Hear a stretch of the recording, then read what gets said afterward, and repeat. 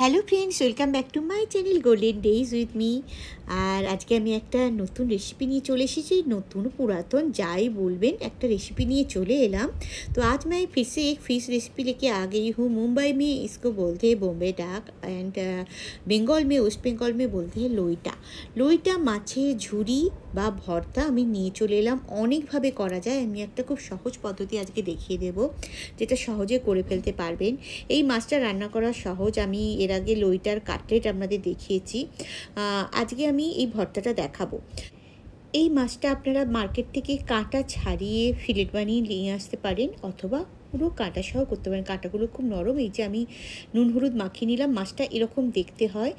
আর এটা অনেকেই হয়তো চেনেন না, যারা চেনেন না তাদের একটু ভালো করে দেখিয়ে দিই। এইরকম দেখতে হয়। মাথাটা আমি কেটে নিয়েছি। অনেক সময় আমি এটাকে চিড়ে ভেতর থেকে কাঁটাটাও বার করে আনি। আজকে আমি শুধু মাথাটা কেটে পেটটা পরিষ্কার করে এনেছি। চলো রান্না বসিয়ে দিই। কড়াইতে প্রথমে জিরে দিলাম তেল দিয়ে, আর তারপরে পেঁয়াজ আর লঙ্কা কুচি দিয়ে দিলাম। তেমন কিছু কঠিন রান্না দেখাবো না, এটা সবথেকে যেটা সহজ সেটাই আমি আজকে আপনাদের দেখাবো। দেখুন, পেঁয়াজ আর লঙ্কা কুচিটা আমি ভাজা করে নিচ্ছি। যে এটা গোল্ডেন গোল্ডেন অল্প করে হয়ে আসছে, তখন আমি করবো কি, লইটে মাছ এতে অ্যাড করে দেব। আবার বলছি, লইটে মাছটা আমি জাস্ট মাথাটাকে বাদ দিয়ে পেটটা পরিষ্কার করে এনেছি। এতে ভেতরে কাঁটা আছে, কাঁটা চিড়ে আনিনি। লইটা মাছের কাঁটা খুব নরম হয়, আজকে তাই আমি কাঁটা সমেত ভর্তা বা ঝুরি বানিয়ে দেখাবো। আপনারা কাঁটাটাকে চিড়ে এনেও করতে পারেন।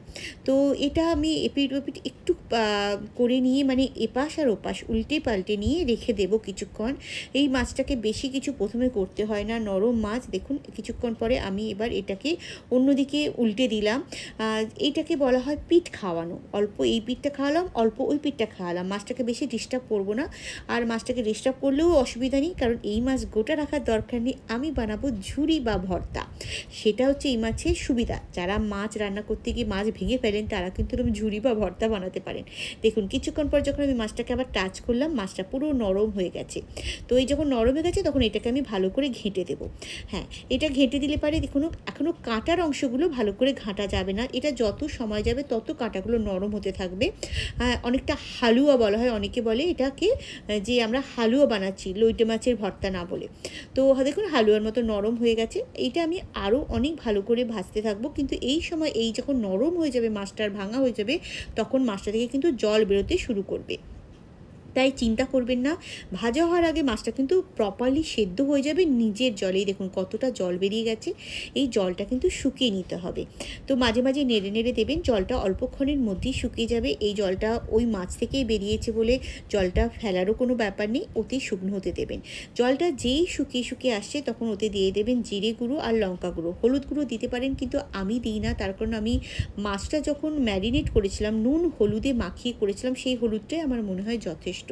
আচ্ছা, নুনটা এই সময় আপনারা একটু চেক করে নেবেন। যদি দেখেন কম নুন, তাহলে অল্প একটু নুন দেওয়াটা জরুরি। কিন্তু যদি আপনারা মাছটা প্রপারলি ম্যারিনেট করেন, নুন দিতে লাগে না। আমি অল্প করে একটু নুন মিশিয়ে দেবো, কারণ পেঁয়াজটা যে দিয়েছিলাম তাতে তো নুন ছিল না। তাই আমি প্রেফার করি যে প্রপারলি ম্যারিনেট করা নুন দিয়ে, আর লাস্টে একটু অল্প করে হালকা করে নুন মিশিয়ে দেওয়া, যাতে পেঁয়াজটা যেটা ছিল, সেটা যে নুন ছিল না, সেটা ব্যালেন্স হয়ে যায়। তো আমি সেই জন্য এটা মাঝে মাঝে নাড়ছি। অল্প করে নুনও এই যে দিয়ে দিলাম। দেখুন, অল্প 1 চিমটি নুন দিলাম, তাতে স্বাদটা বাড়ে। আর এটাকে আমি মাঝে মাঝে মিডিয়াম ফ্লেম, মাঝে মাঝে লো ফ্লেম করে অনেকক্ষণ ধরে ভাজবো। এটা যত কম ফ্লেমে করবেন, তত বেশি সুস্বাদু হয়। কিন্তু সময় হাতে না থাকলে আপনারা হাই ফ্লেমেও করতে পারেন। এইবার আমি ধনেপাতা কুচি মিশিয়ে দিলাম। আপনারা বেশি দিতে পারেন, আমি হালকা করে দিলাম। যখন এটা একটু গোল্ডেন গোল্ডেন কালার হচ্ছে, তখন ধনেপাতাটা দিয়ে দেবেন। তার কারণ তাহলে ধনেপাতাটাও নরম হয়ে গিয়ে ধনেপাতার স্বাদটা এবং গন্ধটা এই মাছের ভর্তার মধ্যে চলে যায়। মাছ রান্নাটা অনেকটাই হয়ে এসেছে। এবার নামিয়ে নেওয়ার আগে আমি আপনাদের অনুরোধ করব যে আমার চ্যানেল যদি এখনও সাবস্ক্রাইব না করে থাকেন, করে দিন। কমেন্ট করবেন, লাইক দিয়ে ভিডিও দেখবেন, এবং আমার চ্যানেলে অনেক অনেক ভিডিও আপনারা পাবেন, যেগুলো কিনা ফুড রিলেটেড, কীভাবে সহজে রান্না করা যায়, ফুড রিলেটেড যে কোনো ভিডিও, রেসিপির ভিডিও আপনারা পেয়ে যাবেন আমার প্লেলিস্টে। আমার চ্যানেলেরই প্লেলিস্ট আছে কুকিং, রান্নাবান্না, সেখানে পেয়ে যাবেন। অতি সহজে আমি অনেক কিছু রান্না দেখাই, সেগুলো কিন্তু আপনারা অতি সহজে বানাতে পারবেন। এটা হয়ে গেছে। আমি এটাতে একটু গোলমরিচ ছড়িয়ে দেবো, ব্ল্যাক পেপার ছড়িয়ে দিলাম, এবং তার সাথে আমি যেটা দেবো সেটা কিন্তু খুব স্বাদ বাড়ায়। হ্যাঁ, একটুখানি সর্ষের তেল, মাস্টার্ড অয়েল দিয়ে এটাকে মিশিয়ে নেব।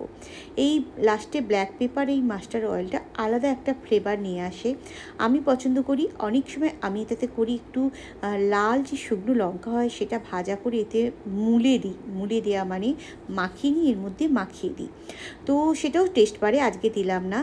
আর এই হচ্ছে আমার রান্নাটা রেডি হয়ে গেছে, যেটা কিনা লইটি মাছের ঝুরি বা ভর্তা।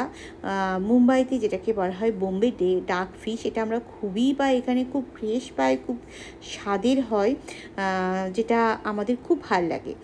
আর আমি তো খুব পছন্দ করি খেতে এটা। বোম্বেতে এসে আমি এটা বেশি পছন্দ করি, কারণ এখানেরটা অনেক বেশি সুস্বাদু হয় আমি দেখেছি। তো আমি দেখিয়ে দিলাম, এর গন্ধ যাতে না পান তার জন্য সর্ষের তেল দিয়ে। আশা করি আপনাদের ভালো লাগলো। সাথে থাকুন, পাশে থাকুন, আমার চ্যানেল দেখতে থাকুন। আবার দেখা হবে নতুন কোনো ভিডিওতে।